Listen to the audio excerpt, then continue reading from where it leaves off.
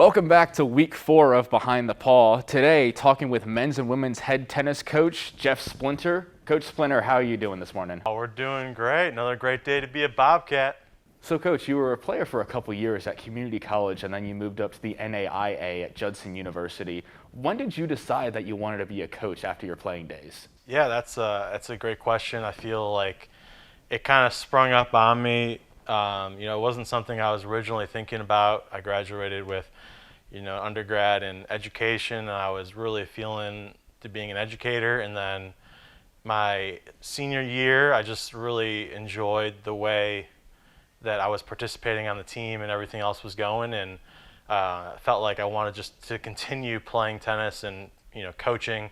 After my senior playing season at Judson, I had another 2 years where I wasn't able to play because of eligibility reasons. So I was helping out with the team, kind of being a student assistant, and kind of fell in love from there. And then I've been working at a summer camp for the past 10 or so years, and been doing a lot of kind of soul searching there, where I'm teaching tennis and working with some other D1, D2 coaches that kind of put that idea in my mind of, hey, you work really well with students, maybe it'd be a good idea for you to try out.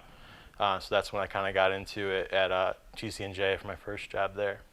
And so you speak about TCNJ, and then after TCNJ, you ended up moving on to Millikan. So at TCNJ, you actually made the national tournament that year at Division III. So what is it like having your successes both at Judson, at TCNJ, and then at Millikan? What have that taught you about coaching? Yeah, it's taught me a whole lot really quick. My first year at TCNJ, we did make the NCAA tournament. I went with the men because the men and the women played the same week, different places. So the head coach went one way, and then us two assistant coaches went the other way with the men, and we went down to Mary Washington.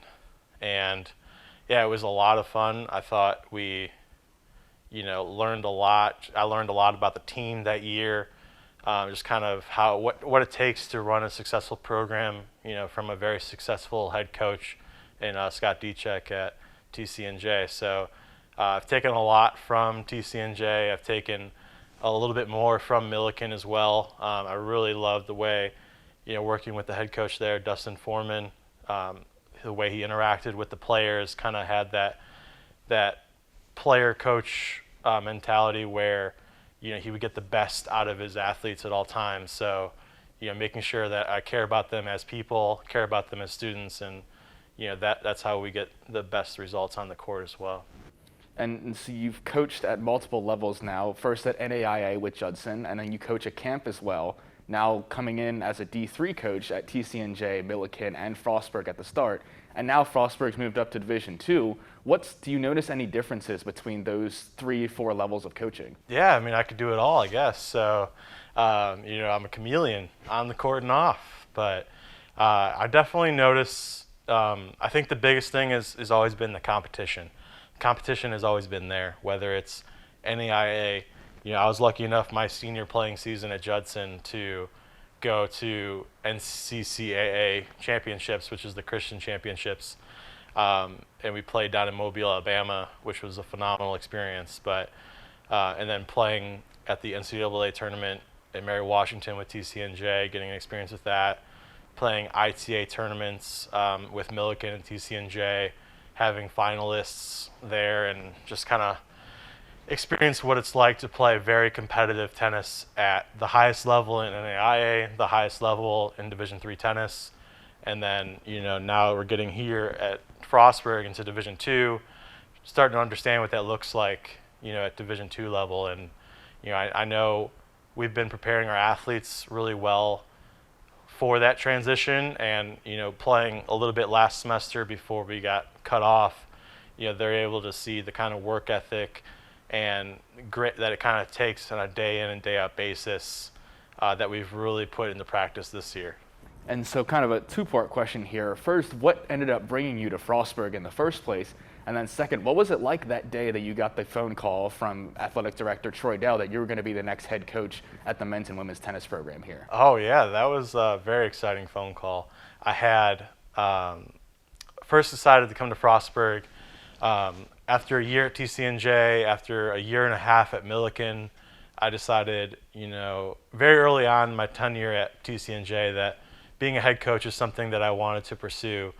And I felt like I was a very successful assistant coach with my time at TCNJ and Millikan, doing whatever it took, to make the program better, to work with the head coach and whatever they wanted to do, practice-wise, skill set-wise, recruiting, and that's something that I knew I was going to need a graduate degree, to get that head coaching position. So that's how I ended up here at Frostburg, was becoming a graduate assistant first, and then working my way through that degree in educational leadership before getting that call one summer, from Troy.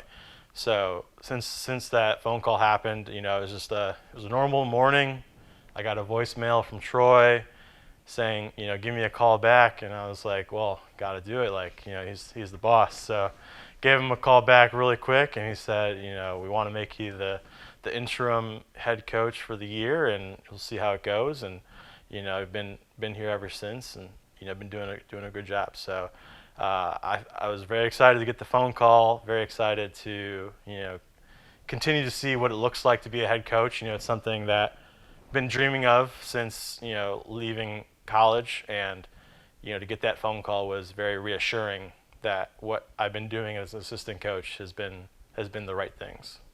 And so earlier in the week, we talked with Shea Pry-Wazerski about her time playing tennis and basketball and sort of the differences between an individual and a team sport. Do you notice anything coaching-wise between coaching individuals on their own versus coaching a team sport like soccer, where you have to look at formations and how they play together? Yeah, absolutely. I mean, I was a soccer coach for a long time. Nope, just kidding. We definitely notice a difference coming out of high school of our student athletes. Most of our athletes coming in were the best player in the high school, didn't have much competition to play against in high school unless they played USTA tournaments and were playing competitively. So the biggest thing is right away making sure that they realize, yes, tennis is an individual sport on the court, but we're a team first here. So we really dig into that team culture mentality, making sure that we're all together with whatever we're doing, whether that's having team bonding, things, doing painting pumpkins, or fundraising for Thanksgiving baskets, or just hanging out, having like a spaghetti dinner as a team. So those are the things that we like to make sure we're doing, on and off the court. And then on the court, we like to do a little bit more fun things. So like on Wednesdays, we'll have Wimbledon Wednesdays where we dress up in white and have like a really classy looking practice where we get some good competitions going. And so kind of switching up topics here, I noticed I did a little bit of digging myself, and I found your bio from Judson University back in your playing days. Right. I noticed you're a big White Sox fan, actually, in baseball, and you actually had the opportunity to meet Frank Thomas, the Big Hurt. What was it like meeting him for being such a big fan? Yeah, no, it's appreciate the digging. That's great, awesome. Big White Sox fan, big Chicago fan. Definitely, love repping my city and repping, the players that have spent a lifetime there and really devoted, and they do things the right way. So meeting Paul Konerko and Frank Thomas was a huge, not a huge moment, but it's definitely one of those things to look back on and like, wow, like Frank Thomas, Hall of Famer, Paul Konerko, Hall of very good, maybe Hall of Famer, we'll have to see. But yeah, I mean, getting to meet Paul Konerko the year they won the World Series and just shaking his hand and, being a part of the Sox Fest the year before all like the anticipation happened, really made it all worth it. And even, getting into like the Blackhawks parades when they won in 2010 was, something very memorable for me as a sports moment. Something that I'll always remember where I was that year when they won, and it's just, you love to be a part of that, and we're hoping to bring that kind of success and that kind of parade mentality here to Frostburg State as we continue to build our program. You obtained an educational degree while you were at Judson from your undergraduate, and you're now pursuing an educational leadership program here at Frostburg. Is that something that you're looking to do either when you're coaching or after you're coaching, is pursuing a teaching career? Yeah, it's definitely something that I wanted to pursue when I graduated from college. But after getting my master's degree, it was something where I got the leadership degree mostly because I knew that would be the most helpful for a tennis program, or to be a tennis coach or to be a coach in general. So I knew I needed some more leadership fine tuning.